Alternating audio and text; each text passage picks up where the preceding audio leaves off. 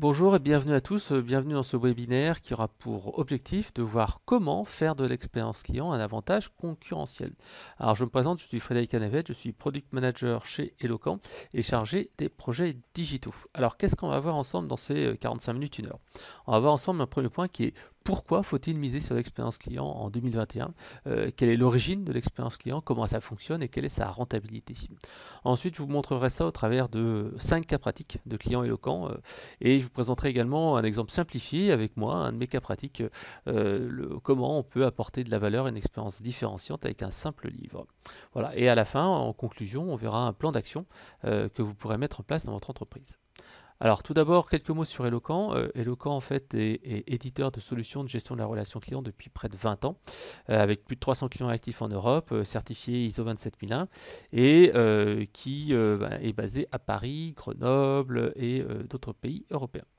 Alors Eloquent, quel est son métier? Son métier simplement c'est la création de logiciels de solutions de centre des contacts et d'outils de voix du client. Et tout simplement, en fait, c'est des solutions de centre de contact qui vont permettre de gérer les interactions multicanaux, chat, téléphone, etc. Des services vocaux, mais également du chatbot, du callbot. Nous mettons également en place pour nos clients des solutions de voix du client et du collaborateur avec des enquêtes de satisfaction multicanaux, la publication d'avis, mais également le monitoring du parcours client. Voilà. Et tout cela avec des outils d'analyse sémantique. Donc ça c'était pour le petit quart d'heure publicité. Maintenant on va voir ensemble pourquoi une expérience client différenciante est indispensable en 2021 et en quoi ça consiste. Alors déjà on va commencer par un petit rappel sur l'origine du concept. Qu'est-ce que l'expérience client? En fait c'est Joe Pine et Jim Gilmore qui ont véritablement donné naissance à ce concept. Pour eux en fait c'est tout simplement un nouveau type d'offre qui dépasse le stade des services. Tout simplement, on ne va plus vendre des produits et des services classiques, mais simplement, on va proposer des expériences singulières, donc en particulier uniques, mémorables et économiquement valorisées. C'est-à-dire qu'en fait, on va apporter plus de valeur. En fait, pour faire simple, leur analyse, elle est très simple. Et c'est une analyse typiquement américaine. On voit bien qu'on arrive sur des saturations de marché. Et qu'est-ce qui se passe? C'est difficile de se distinguer de ses concurrents. Face au surchoix, en fait, on essaye de se différencier non pas par des fonctions classiques, mais tout simplement en mettant de l'émotion. Quelque chose qui est beaucoup plus complexe à imiter que des simples caractéristiques techniques. Et on le voit d'ailleurs avec Apple, qui a réussi à maintenir une bonne expérience client et toujours une base de fans, alors que ses concurrents, comme par exemple Samsung, arrivent maintenant à avoir des fonctionnalités supérieures. Donc l'objectif, c'est de créer des émotions, créer des services pour simplement vendre plus cher avec un effort qui offre en fait un ROI. C'est-à-dire que le but, c'est pas faire d'expérience client pour faire de l'expérience client. Le véritable but, c'est véritablement en fait de gagner après de l'argent là-dessus. En fait, il distingue ça en fait comme la quatrième étape de l'évolution de l'économie, avec au départ l'évolution agraire, ensuite l'économie industrielle et l'économie des services, et à la fin, là où on en somme, l'économie d'expérience. Et ils illustrent ça au travers le fait de tout simplement de faire un gâteau d'anniversaire. L'économie agraire, la base, c'est vendre de la farine et des œufs. Ensuite, l'économie industrielle, c'est tout simplement proposer de la pâte prête à l'emploi pour créer des gâteaux, des cupcakes, etc. etc. L'économie des services, c'est dire, non, je ne vais pas faire mon gâteau moi-même, mais je vais aller dans une boulangerie et je vais, par exemple, mettre la photo de mon enfant sur le gâteau pour que ça fasse encore plus joli.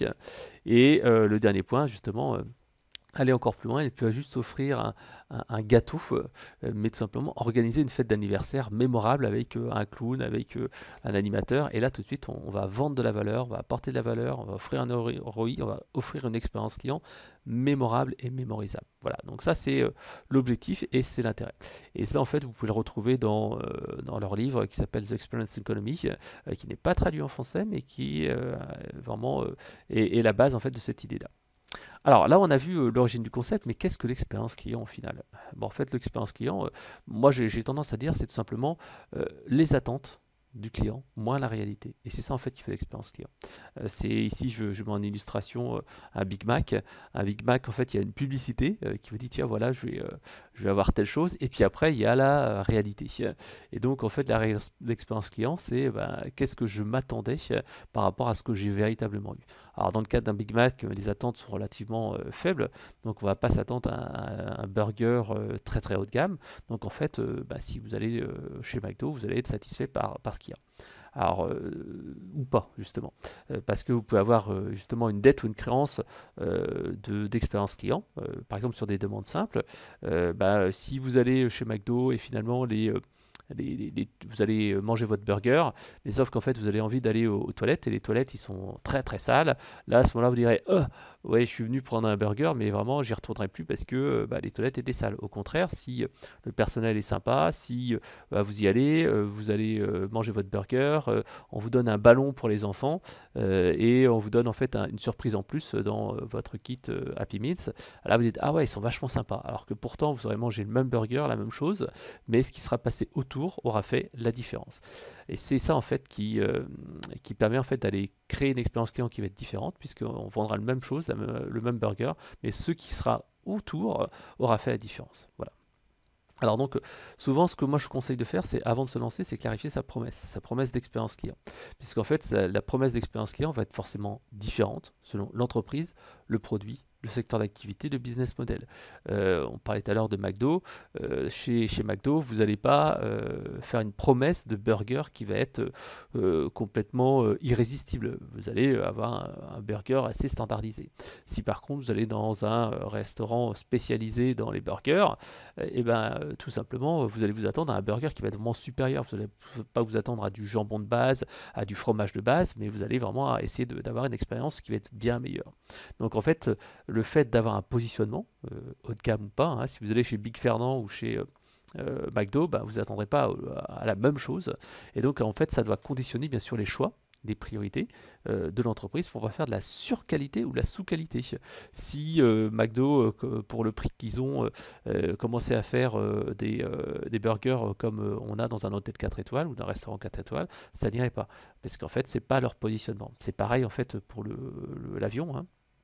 Si vous prenez Air France, vous allez vous attendre quand même à une qualité de service importante, vous allez attendre de l'écoute, vous allez avoir un repas qui va être comme de qualité correcte dans l'avion.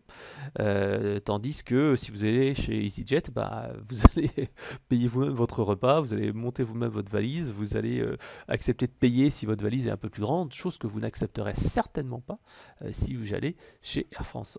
Et en plus, selon le moment du parcours client, l'expérience client peut être plus ou moins importante. Hein. Autant, par exemple, on peut accepter d'avoir un retard sur un avion qui part, mais autant le retour, généralement, on est un peu ennuyé si on doit attendre un peu trop. Voilà. Donc en fait, l'expérience client aussi peut être différente selon qu'on perd ses bagages ou pas. Voilà. Donc je vous ai dit, c'était important de clarifier sa promesse, de savoir ce qu'on veut faire, mais comment on va pouvoir justement répondre aux attentes? Et tout simplement, en fait, on peut le matérialiser sous la forme d'une pyramide, avec tout simplement un socle de base qui est fiabiliser les offres, les processus et la qualité de service perçue. Si vous essayez d'avoir un effet waouh alors que vous répondez même pas aux attentes de base, si vous avez par exemple, je reviens sur mon exemple du burger, si votre burger est immangeable et il n'y a pas de place pour s'asseoir et que les serveurs sont pas aimables, là tout de suite vous allez dire ah non mais ça suffit pas, même si votre burger est bon, en fait si le serveur vous fait la tête et que il vous balance le plat à la gueule, en fait ça sert à rien. Donc en fait il faut fiabiliser déjà l'essentiel. Ensuite, en particulier pour le service client, il faut aussi offrir la qualité de service attendue. Lorsqu'on a un problème, on s'attend à pas attendre de trop, à avoir la possibilité de poser une question, etc., etc. Donc ça, c'est en cas de problème, puisqu'en fait, il y a toujours un souci qui arrivera, même pour la plupart des produits et services. Il faut être là, il faut être au rendez-vous, on ne peut pas manquer un rendez-vous. Le troisième point, en fait, ça va être tout simplement de placer la voix du client comme moteur d'amélioration continue, parce que si l'entreprise se rend compte qu'il y a un certain nombre de dysfonctionnements, en fait, parfois, elle peut continuer à travailler comme d'habitude ou ne pas se rendre compte que certains éléments sont embêtants pour le client, alors que pour l'entreprise, tout se passe bien. Donc, il faut prendre la voix du client comme moteur d'amélioration continue et pas se contenter d'améliorer l'expérience client à un moment donné. Il faut améliorer l'expérience client dans le temps, parce que les exigences des clients évoluent dans le temps. Ce que attendaient les clients il y a 10 ans et ce qu'il y a maintenant, ça n'a rien à voir et ça va augmenter au fur et à mesure. Ensuite, voilà, aller au-delà des attentes et chercher la différenciation, ça c'est la phase au-dessus, hein. Aller au-delà des attentes, c'est être proactif en particulier, je donnerai des exemples. Et à la fin, tout en haut de la pyramide, c'est être proactif, c'est créer des moments de vérité, créer de l'émotion. Voilà. Créer de l'émotion, il ne faut pas non plus en avoir peur. Moi je le dis toujours, il y a beaucoup de gens qui disent oui, l'effet waouh, non, c'est le Graal ultime, tous les clients n'auront pas un effet waouh. Je dirais oui c'est vrai, mais en fait on peut quand même aller travailler sur cette expérience-là parce qu'en fait on va pouvoir ici jouer sur l'émotion. Si le client a de faibles attentes et que finalement vous allez au-delà de ses attentes, ça va bien se passer. Par contre si vous êtes juste conforme à ses attentes, il va juste être satisfait. Et pour cela en fait on va pouvoir utiliser différents leviers, hein. L'effet waouh, on peut le programmer avec par exemple une réactivité, des outils qui permettent d'avoir des réponses très très rapides et la rapidité du service client, la résolution au premier appel ou la première demande est vraiment essentielle. Mais également, l'effet waouh, on va pouvoir le programmer par la création de moments. Alors souvent, on se verra qu'il faut créer de l'effet waouh. Alors j'en ai parlé déjà dans un autre webinaire. Je vous laisse le consulter si vous le souhaitez. Il est disponible sur ma chaîne YouTube et sur la chaîne YouTube des locaux. Voilà. Alors, vous allez me dire, ok, l'expérience client, est-ce que c'est à la portée de tous? Et j'ai voulu vous l'illustrer via un exemple très simple que je vis au quotidien. Simplement, moi, j'ai sorti un bouquin qui s'appelle Le Growth Hacking, et c'est un simple bouquin papier. Et je me suis dit, mais Fred, comment tu peux aller travailler l'expérience client et faire une expérience client différenciante pour toi? Toi qui as très peu de moyens, tu n'es pas une entreprise multinationale, tu es tout seul, tu as sorti un bouquin. Comment tu peux faire que l'expérience client que tu offres avec ton simple bouquin va permettre d'être différenciante? Et bien tout simplement, comme tout le monde, j'ai analysé mon parcours client. Et mon parcours client, qu'est-ce qui se passe? En fait, il y a un dispositif très simple, il y a de la formation. Avant que les gens commandent le bouquin sur mon site, une version dédicacée, avec une formation vidéo, je leur demande voilà, quel serait leur process. Et donc la formation, c'est simplement mettre des avis clients qui vont les rassurer. Deuxième chose, lors de l'achat, tout simplement, il y a un chatbot qui est disponible sur le site et qui permet en fait de répondre à leurs demandes. Là, encore une fois, c'est très appréciable d'avoir une réponse soit immédiatement, soit en différé.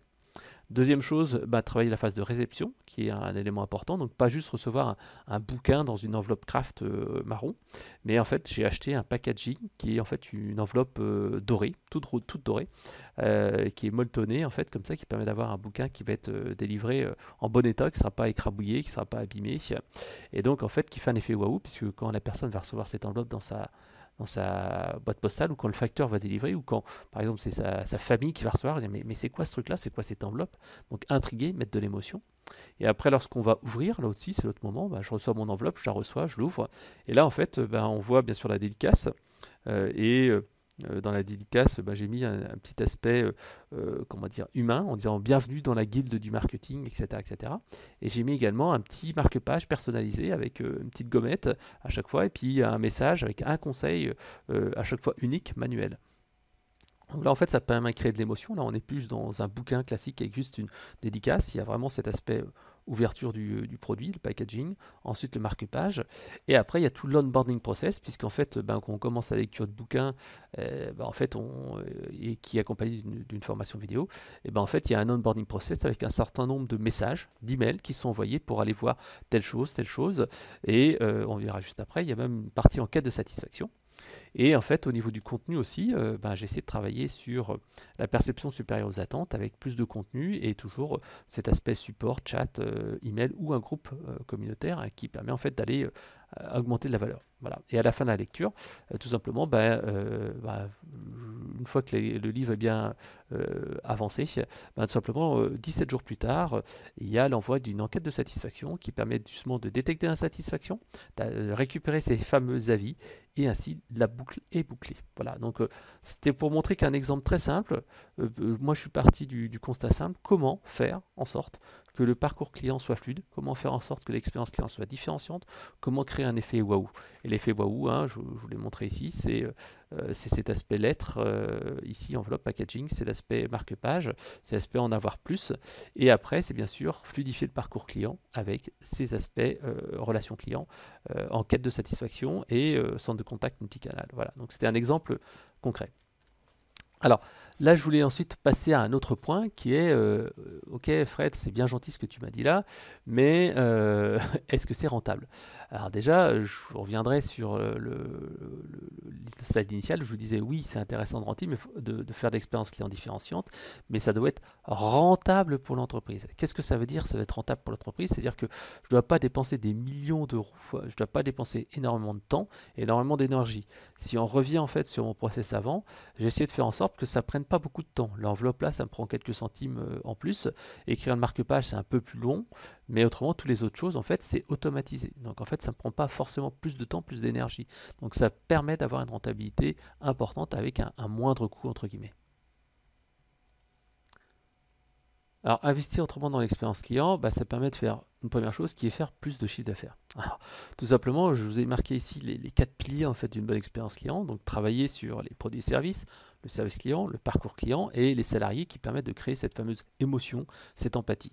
Donc, tout ça, en fait, ça va permettre d'avoir une expérience client différenciante et après d'aller travailler sur différents éléments qui permettent d'avoir des coûts de vente inférieur parce qu'on va vendre plus à ses clients existants et donc à ce moment-là bah, ça va être beaucoup plus facile de vendre. On va faire des ventes croisées, donc des produits complémentaires, vendre des produits accessoires, faire des montées en gamme, etc. Réduire l'attrition parce qu'on va avoir des clients beaucoup plus fidèles. On va réduire la sensibilité au prix parce qu'on ne va pas se comparer par rapport à des fonctionnalités, à des concurrents, mais on va avoir quelque chose qui est totalement différent. Et bien sûr, c'est avoir plus de bouche à oreille et donc essayer de séduire plus. Voilà, donc vraiment très simple. L'autre point, investir dans l'expérience client, c'est également économiser. Économiser, c'est la partie rationalisation, puisque au lieu, par exemple, d'avoir un traitement manuel, etc., on va pouvoir économiser de l'argent et en même temps aider le client, par exemple avec un chatbot, par exemple avec une FAQ interactive. Donc en fait, on va traiter une partie des demandes automatiquement ou en self-care, et en même temps ça va aider les clients parce qu'ils vont avoir leur réponse 24 sur 24. Donc voilà, on travaille les deux points, à la fois développer plus de chiffre d'affaires, mais également économiser plus pour l'entreprise et offrir le même niveau de service. Je vous en avais parlé, les cas pratiques. Donc avant, je vous ai illustré avec un mini cas pratique tiré de mon expérience personnelle, mais là en fait on va avoir des clients déloquants, 5 clients déloquants, avec ce qu'ils ont mis en place et les résultats.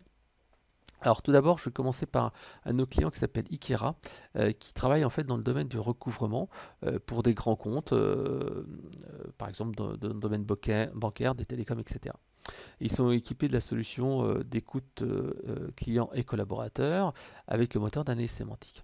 Pourquoi en fait ont-ils décidé de se lancer dans une démarche en fait d'expérience client différenciante? En fait, c'est simple, ils voulaient se différencier de tous les acteurs du marché via ce qu'ils ont appelé la philosophie CARE, pour faire du recouvrement, mais certes en conservant et en préservant la relation client. Pour eux, en fait, ils disent voilà, le recouvrement, en fait, hein, la partie de gestion des impayés, c'est un élément du parcours client et les entreprises qui font appel à Ikera doivent considérer cet élément comme en fait un parcours aussi du client. Et bah, il y a des conflits, il y a des litiges et il faut préserver la relation client. Et leur objectif à eux, c'est pas juste faire des recouvrements purs et durs et aller récupérer de l'argent, mais maintenir et préserver la relation client. Et donc, pour arriver à avoir ce positionnement et cette philosophie qui est vraiment unique sur son marché, et bien en fait, ils ont travaillé sur plusieurs choses. Un, la diffusion d'une culture client. Tout simplement pour indiquer à leurs collaborateurs que il fallait préserver la relation client avec les clients des donneurs d'ordre. Donc ils ont une formation à la culture client, pourquoi c'était important, pourquoi il fallait préserver cette fameuse relation client, comment on pouvait mieux communiquer avec des clients tout en étant dans son métier. Ils ont mis en place en fait des relais ambassadeurs CARE dans tous les services, c'est-à-dire que l'expérience client était l'affaire de tous et pas juste l'affaire de quelques personnes au service expérience client. Ils ont mis en place des indicateurs sur les piliers en fait de leur relation client, par exemple l'écoute du client, la proposition d'une solution adaptée, la bienveillance, etc., etc. Ils ont mis en place un système de double écoute avec des grilles d'évaluation afin de vérifier que les collaborateurs appliquaient bien cette philosophie CARE en fait dans leurs conversations, les interactions avec leurs clients. Et également pour diffuser un petit peu cet aspect changement de posture. Ils ont mis en place des murs, des verbatim qui permet en fait tout simplement de visualiser les réponses des clients et voir tout simplement quelles sont les réactions et pouvoir entraîner un mouvement positif en montrant regardez les clients disent ça parce que vous faites ça. Donc en fait ça permet d'alimenter la pompe et récompenser les actions positives. Autre point, ils ont également mis en place des challenges collaborateurs pour en fait les motiver, puisqu'en fait on voit bien que ça peut être un changement d'attitude qui n'est pas facile en fait dans de nombreuses entreprises. Et à ce moment-là, tout simplement, l'objectif c'est de faire en sorte que cette nouvelle habitude devienne un réflexe. Et tout cela en fait, ça nécessite un entraînement. Et un entraînement, ça peut être réalisé donc comme on l'a vu avec la double écoute, mais également de manière un peu plus comment dire, éducative, avec par exemple des challenges, et leur challenge care, qu'on verra juste après, c'est des challenges où il y a des choses à gagner, il y a des récompenses, etc. etc. Ils ont mis également au niveau des collaborateurs un dispositif d'écoute pour savoir comment ça se passait, au niveau de l'onboarding, l'arrivée des nouveaux collaborateurs, l'offboarding, les gens qui partaient, pourquoi ils partaient, quelles étaient les raisons, etc. etc. Et les enquêtes régulières type Pulse auprès de leurs clients, en particulier dans les périodes de confinement.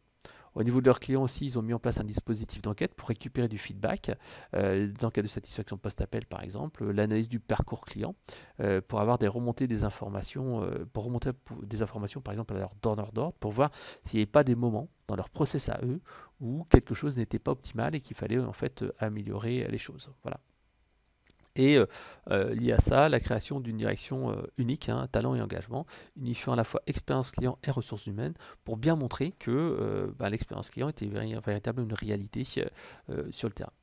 Alors, leur positionnement, si vous êtes curieux, vous pouvez aller sur leur site internet Ikira et vous verrez directement sur la homepage que ce positionnement différenciant sur l'écoute client et la bienveillance est affiché dès la homepage. Il y a marqué un accompagnement sur mesure fondé sur l'écoute et la bienveillance. Voilà. Et donc, en fait, ils expliquent vraiment bien que toute leur philosophie, leur positionnement et l'expérience client est au cœur de leur offre. Alors j'en ai parlé tout à l'heure, diffuser une culture client, ils ont fait des animations plateau autour de la satisfaction client. Vous voyez ici un challenge avec des trophées, des diplômes sur des éléments clés en fait, de leur différenciation en termes d'expérience client, sur la courtoisie, l'écoute, la proposition adaptée aux clients et des petits rappels ici avec des écrans. Et même ici au niveau du centre de contact, vous voyez bien ici qu'il y a cette petite jauge sur le CSAT, la satisfaction client, avec des indicateurs et ici quelques-uns des verbatim. Ici, par exemple, Madame XXX est extrêmement compétente et humaine. XXX a été un conseiller des plus compréhensifs et humains que j'aurais pu imaginer. Le remercier n'est pas assez. Alors, vous voyez, on est vraiment dans un cercle vertueux où on va montrer aux personnes que leur travail sert à quelque chose et que ça aide les gens et changer la manière dont ils voient leur métier. Alors vous allez me dire, c'est bien beau tout ça, mais en fait, qu'est-ce que ça a changé? En fait, Ikea en fait, nous a fait le plaisir de participer avec nous à un webinaire et en fait, ils nous ont dit, le résultat, c'est que maintenant, on a un positionnement unique sur le marché et ils ont un positionnement différenciant par rapport à leurs concurrents qui sont pur recouvrement.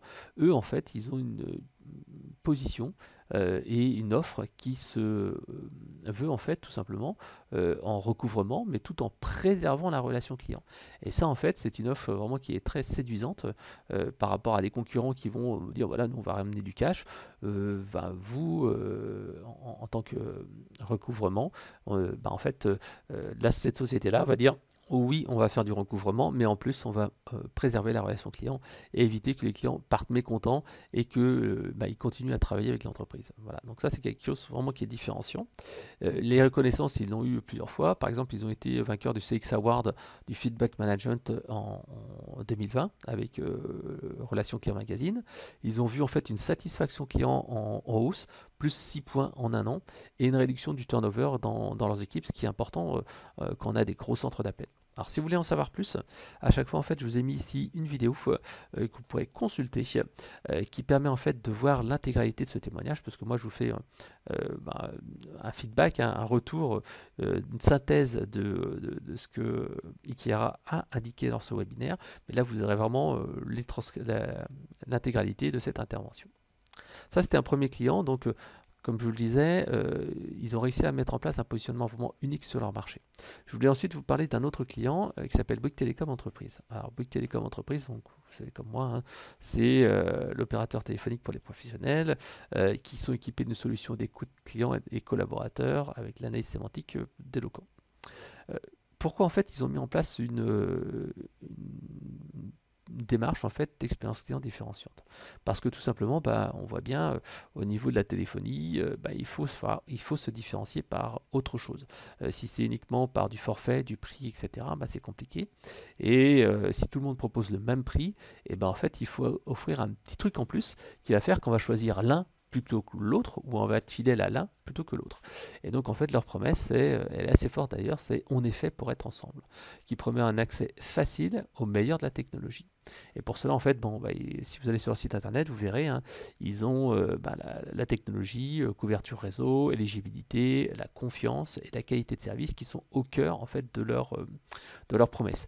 Et là encore une fois, on revient un petit peu sur la pyramide de l'expérience client qu'on voyait précédemment, c'est d'avoir déjà les fondamentaux, donc un produit et service de qualité qui reprend en fait les fondamentaux, ce que demandent les clients, et essayer d'aller au-delà de ça avec justement ce service client et cette qualité de service. Alors comment justement ils ont mis ça en place? En fait c'est simple, hein, leur premier point, et c'est ce qu'ils mettent en avant, c'est l'excellence opérationnelle. On ne peut pas aller revendiquer une expérience client différenciante si on n'a pas les fondamentaux, et c'est uniquement à partir de ce moment-là qu'on va pouvoir chercher des expériences clients différenciantes. Donc ça vient de plusieurs points. Le plusieurs points, en fait, c'est la diffusion de la culture client. Donc, en fait, tout comme Ikera, ils ont une direction d'expérience client qui est rattachée au marketing pour vision transverse. Donc, cette direction d'expérience client a pour objectif, justement, d'aller travailler sur le parcours client et de faire en sorte qu'il y ait une fluidité qui soit adaptée, réduire les éléments, les points noirs du parcours client et pourquoi pas trouver des facteurs d'enchantement. Et ils ont également travaillé sur la formation de la culture client et l'accompagnement, en particulier les indicateurs pour expliquer pourquoi c'était important, comment ça fonctionnait, etc., etc. Et ils ont diffusé tous ces indicateurs à plus de 400 collaborateurs pour justement faire en sorte que ça ne soit plus juste un concept, mais ça soit vraiment une réalité, qu'on arrive à piloter l'expérience client et la relation client à tous les niveaux, au niveau de l'agence, au niveau du service client, etc., etc. Et encore une fois, pour que ça fonctionne encore mieux, ils ont mis en place 10 relais satisfaction client dans tous les services avec des comités réguliers pour tout simplement que ça infuse et que ce ne soit pas les deux personnes de la direction de l'expérience client qui soient là pour faire l'expérience client, mais que ce soit vraiment toutes les personnes qui soient moteurs. Ils ont également travaillé sur l'écoute client avec un baromètre annuel, première chose, à un niveau très haut niveau, le baromètre annuel qui permet de comparer l'entreprise par rapport à la perception des clients pour voir leur positionnement par rapport à celui des clients et ce que perçoivent les clients, mais également par rapport à leurs concurrents pour vérifier que leur promesse est bien comprise, qu'elle est bien valable et que leurs concurrents sont bien sur une promesse ou une perception qui va être différente. Ça, c'est la partie entre guillemets macro au niveau. Ils ont également mis en place des enquêtes de satisfaction par email et SMS sur les points clés du parcours client, avec en cas d'insatisfaction un rappel par le manager. Et par exemple, un des records qu'il y a actuellement chez Bouygues Télécom Entreprise, c'est 13 minutes entre le moment où la personne a fait un feedback et le moment où elle est rappelée. Tout de suite là, je ne sais pas si vous avez imaginé l'effet waouh. Si vous passez une enquête de satisfaction, répondez par email ou par SMS, et là derrière, 13 minutes plus tard, vous n'avez pas eu le temps de rentrer chez vous, prendre un café, et là, on vous appelle et on vous dit tiens, je crois que vous avez un petit souci, est-ce qu'on peut vous aider, il y a quelque chose qui ne va pas, etc. Donc vous voyez tout de suite, on arrive dans cet effet waouh et de l'écoute client, et qui se dit ah non, mais je ne suis pas juste un numéro, mais je suis vraiment quelqu'un de particulier. Et là encore une fois, la diffusion de la voix du client, c'est-à-dire les enquêtes de satisfaction, est essentielle. Puisqu'en fait, on va pouvoir voir du verbatim. Et c'est ce que nous disait Bouygues Télécom Entreprise. En fait, avant la diffusion de ce genre d'indicateurs, qu'est-ce qui se passait? C'est que oui, il y avait un client qui avait un problème d'accès Internet, etc. Mais voilà, c'était juste un numéro, c'était juste un client qui n'avait pas accès. Là, maintenant, quand on voit le verbatim et qui dit j'ai pas pu travailler pendant tel temps, c'est vraiment un problème pour moi, etc. Là, ça devient autre chose. On a de l'émotion, on a de la vision, on perçoit, on voit ce que voit le client. Et donc là, tout de suite, on est véritablement dans un phénomène d'empathie qui permet aux clients d'aller vraiment, aux collaborateurs d'aller dans cette fameuse diffusion de la culture client. L'autre point, ils ont mis également en place un outil de speech analytics qui permet en fait d'analyser les conversations du centre de contact, en particulier les conversations où il y a eu des mauvaises notes, pour voir qu'est-ce qui s'est passé. Là, en fait, c'est pas une simple double écoute. Lorsqu'on voit ça souvent dans un centre de contact, c'est ça, on a une double écoute et puis le superviseur va écouter quelques conversations au hasard. Et en fait, avec le speech analytics, on va pouvoir écouter 100% des conversations, ou en tout cas un très grand nombre, et pouvoir en fait identifier s'il y a des mots-clés, s'il y a des expressions, s'il y a des thématiques qui ne vont pas, et ensuite pouvoir éventuellement réécouter la conversation, mais déjà avoir un premier niveau d'analyse. Et en plus de ça, ils mettent également en place des enquêtes sur des points précis du parcours client. Par exemple, une enquête digitale sur l'espace client pour voir en fait qu'est-ce qui se passe, s'il y a des choses un petit peu qui ne vont pas et c'est des choses qui peuvent être améliorées au niveau du design, de l'ergonomie. Et enfin, tout simplement, ils ont mis en place de l'écoute collaborateur. L'écoute collaborateur avec le principe de la symétrie des attentions. En fait, c'est pour savoir en fait ce que pense le collaborateur pour en fait essayer d'identifier les points d'amélioration de son niveau. Pour qu'en fait il soit moteur, qu'il ne soit pas juste quelqu'un qui va être exécutant, mais quelqu'un qui va participer à l'expérience client. Et ça, c'est vraiment essentiel. Si c'est uniquement du top-down, à ce moment-là, ça ne fonctionnera pas. Voilà. Ici, je vous ai mis quelques éléments de communication. Voilà, cette différenciation, elle est manifestée directement dans toutes les communications de Bouygues Télécom Entreprise avec une promesse. On parlait tout à l'heure de la promesse, campagne forte de communication qui est on est fait pour être ensemble. C'est pour vous aider à faire grandir vos relations. Toutes les offres ici sur le confinement, etc., etc. Et également, je vous ai mis aussi un petit exemple de communication interne. Ici, par exemple, dans l'entrée du siège, en fait, ici à Vélizy, tout simplement, il y a des panneaux qui rappellent les fondamentaux d'un bon service client. Quand mon client rencontre un problème, c'est le moment ou jamais de faire preuve d'écoute et d'empathie. Je ne lâche pas l'affaire quand j'ai pas de solution. Quand je vois un parcours client qui est compliqué, je préviens les personnes, etc., etc. Voilà, donc là, on est véritablement dans la communication d'une diffusion d'une culture client. Alors quels ont été les résultats chez Bouygues Télécom Entreprise? En fait, tout simplement, là encore une fois, on arrive sur un positionnement unique sur son marché grâce au soutien de la direction et un relais vers des communications. On arrive véritablement sur le fait que l'expérience client devient un élément différenciant et quand les commerciaux vont proposer les solutions, ils n'hésitent pas à communiquer sur le NPS, sur les solutions, sur l'écoute. Et en fait, ça leur permet en fait de venir non pas en disant voilà on est les meilleurs, mais en prouvant leur fait. Et ça, ils nous disent que c'est quelque chose d'important quand ils ont des appels d'offres, quand ils ont des dossiers chez les clients. Regardez le degré de satisfaction, regardez même en renouvellement de contrat, vos utilisateurs sont contents et de vraiment montrer la réalité du terrain et pas dire voilà vos collaborateurs sont contents de nos services ou pas. Regardez, on a une preuve que tout se passe bien. Voilà. Et différenciant donc encore une fois face à ces concurrents qui sont très orientés technologie. Voilà. Et tout simplement, ils ont pu travailler sur des plans d'action simplifiés. Enfin, les plans d'action ont été simplifiés grâce aux outils de feedback management. Ils identifient facilement les chantiers prioritaires, voir leurs forces, renforcer leurs forces qui sont liées à l'image et aux communications, identifier éventuellement des signaux faibles. Et ça permet de travailler leurs promesses, les promesses qui sont facturation, déploiement, communication, communication proactive ou due. Et ils ont une démarche qui est assez intéressante, que je vous invite à écouter dans le webinaire justement qui a été animé par Bouygues Télécom Entreprise. Et donc cette utilisation des process, fluidifier les process, a permis de réattribuer les ressources pour avoir par exemple des campagnes d'appel proactifs. Et là en fait c'était un moyen donc de prendre en fait des ressources existantes pour les réutiliser après.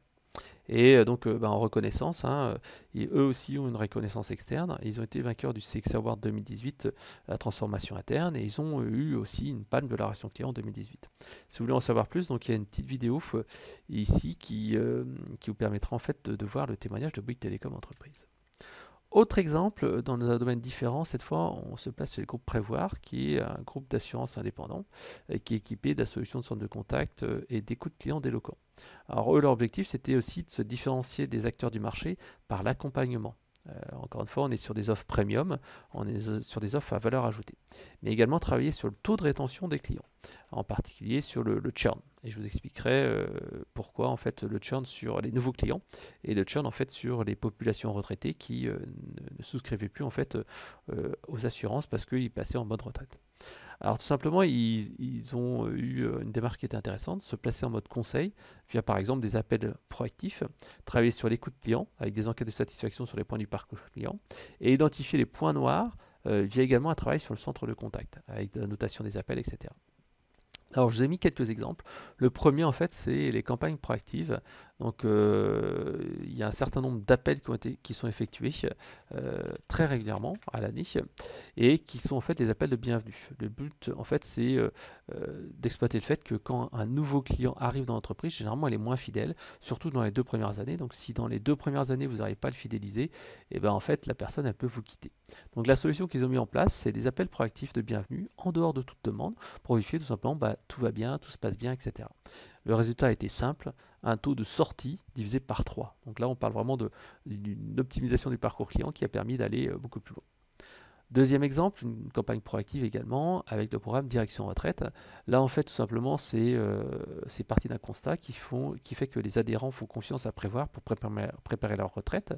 Mais en fait, parfois, ils ne pensaient pas ensuite à Prévoir pour utiliser leur épargne une fois en fait ils étaient à la retraite.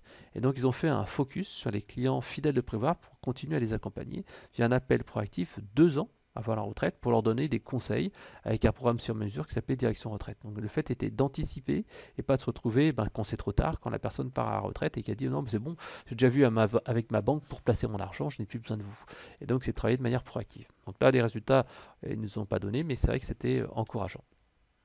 Un autre point, là on a vu les campagnes proactives, c'est travailler également sur la satisfaction client versus la DMT.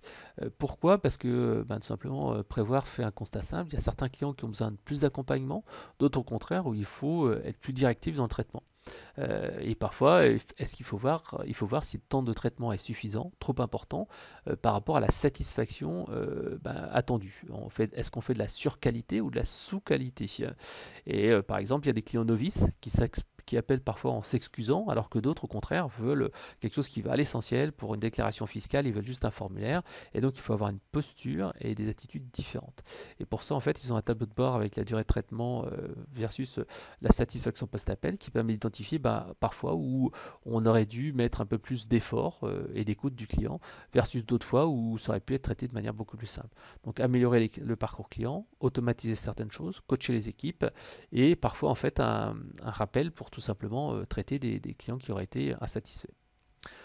Autre tableau de bord également dans le service client, c'est les clients qui ont contacté plusieurs fois l'entreprise sur le même sujet en 1 ou 2 journées.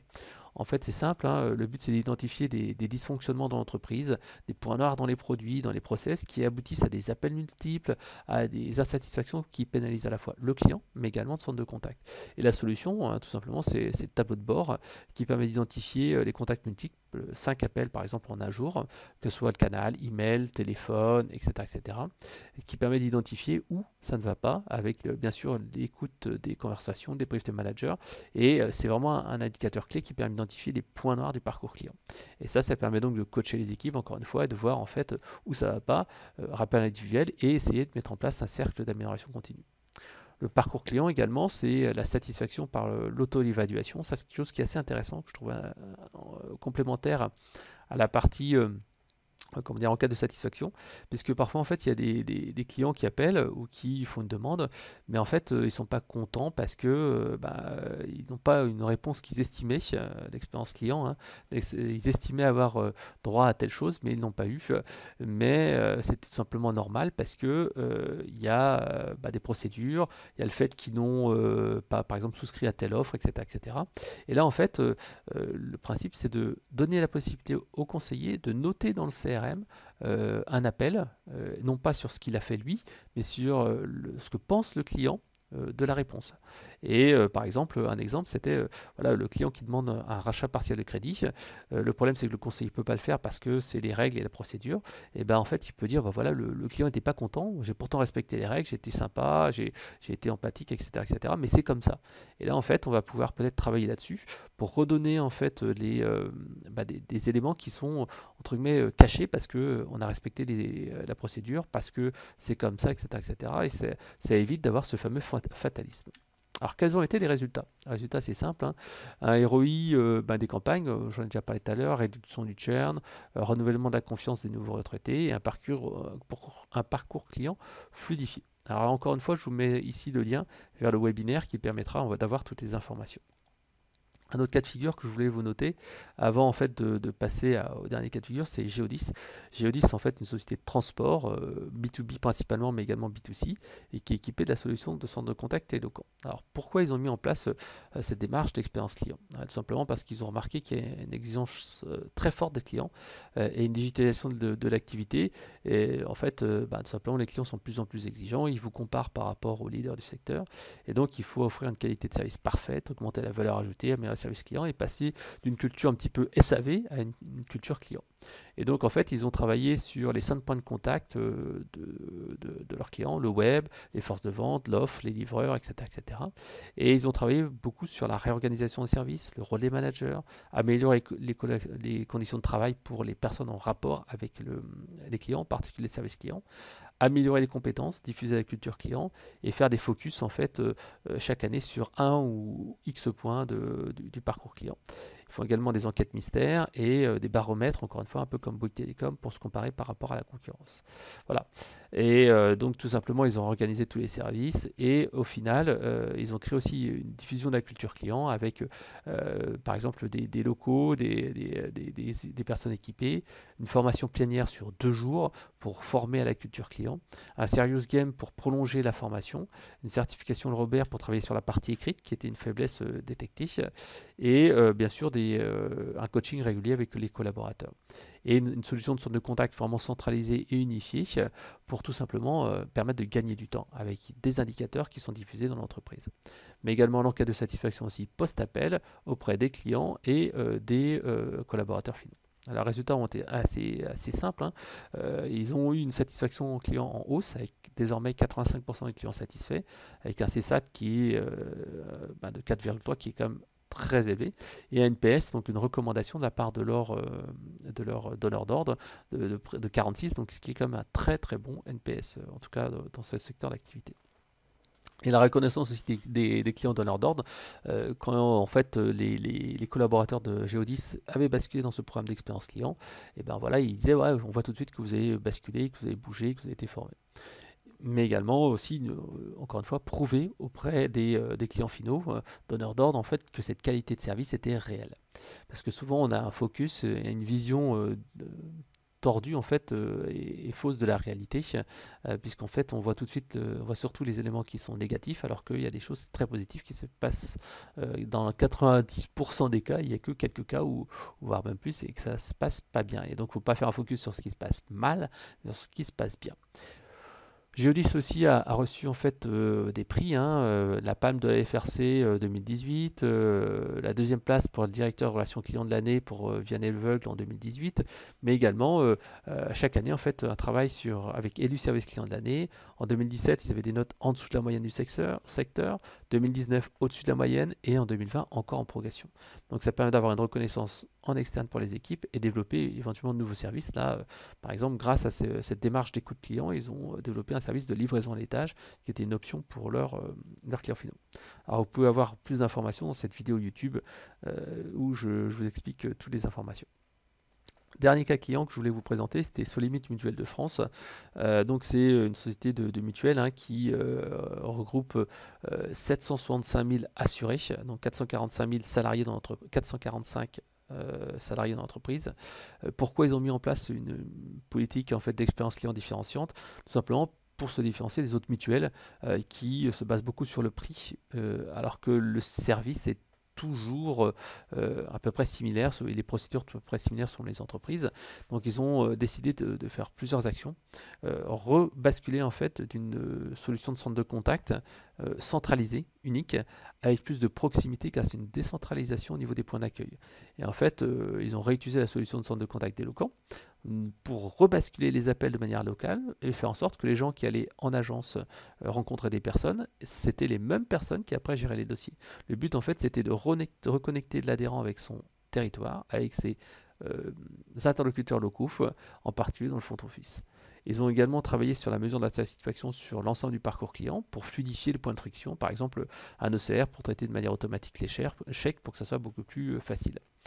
D'analyse sémantique aussi des écrits et des conversations téléphoniques. Et un autre point qui est là, qui n'a rien à voir avec la relation client, mais tout simplement la réaffirmation des valeurs mutualistes via des actions pour améliorer la solidarité et prouver cette solidarité. Par exemple, des SMS proactifs qui ont été envoyés durant le confinement pour voir si tout se passait bien, des appels proactifs pour lutter contre la précarité, la livraison de produits de première nécessité et la collecte de produits pour le secours populaire. Donc là, on voit bien qu'ils ont un positionnement qui n'est pas uniquement sur le produit, mais également sur l'ensemble des actions et pour dire non, mais on est différent des autres parce que nous, on est véritablement orienté sur les valeurs de la mutualité. Voilà. Donc ça, c'était un dernier client. Alors on arrive à la conclusion de ce webinaire.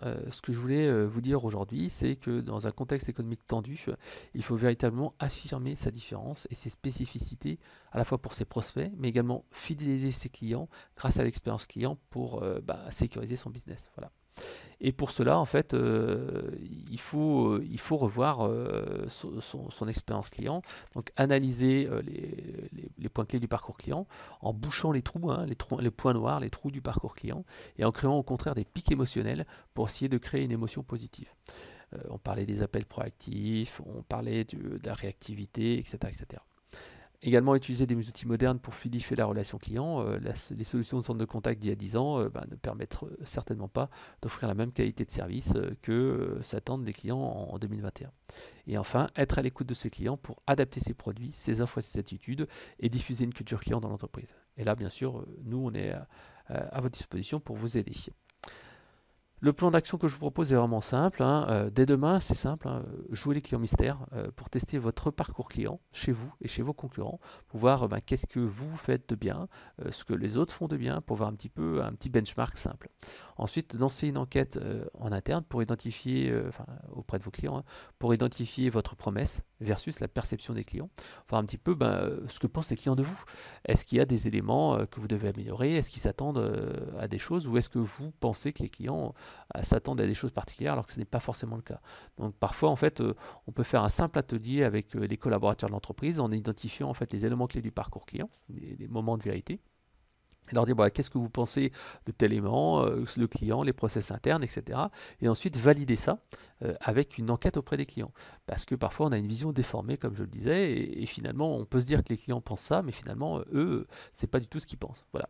D'ici 3 mois, donc corriger des éléments simples pour les produits et les services et mettre en place en fait un dispositif d'enquête de satisfaction pour traiter l'insatisfaction au fil de l'eau et pas en fait avoir des clients qui vous quittent en fait sans rien dire. Troisième point, moderniser la relation client et avoir une réactivité meilleure, que ce soit en définissant des SLA, des délais de réponse, travailler sur des nouveaux canaux, travailler sur des outils, etc., etc., avec une solution de centre de contact modernisée. Renforcer la culture client aussi également. Le collaborateur doit être là au moment de vérité, avec de la sensibilisation, de l'écoute collaborateur et ces fameux ateliers participatifs que j'ai évoqués. Et d'ici 6 mois, un peu plus difficile, mais essayer de créer un effet waouh à un moment clé du parcours client, que ce soit de l'appel proactif ou d'autres éléments, afin en fait de faire en sorte qu'il n'y ait pas uniquement un parcours fluide, mais qu'il y ait une véritable émotion qui permettra de vous différencier par rapport à vos concurrents. Voilà, j'espère que ce petit webinaire vous aura plu et que vous aurez appris des choses intéressantes à mettre en place dans votre entreprise.